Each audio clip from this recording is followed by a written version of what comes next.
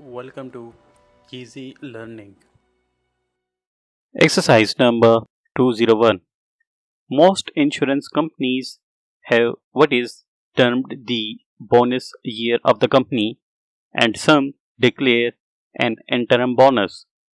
A quinquennial valuation is taken by life offices when bonuses are declared and provisions made for shareholders' dividends where the office is a proprietary one.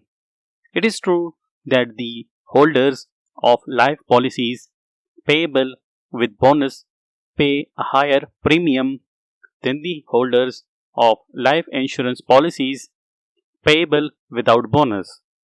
But it is not correct to assume that the holders of bonus policies merely receive back in the form of bonus the excess premiums paid to the life insurance company. If a life office could predict exactly its future mortality experience, rates of interest realizable, and rates of expense, it could fix its premiums so that it would show neither profit nor loss.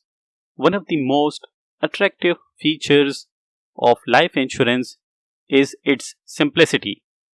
There are no legal costs or charges to be faced.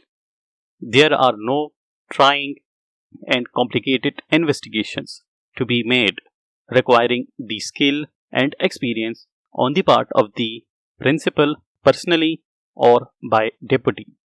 And the business of obtaining a life policy can be completed in the course of a very few hours without incurring a single farthing of unproductive expense.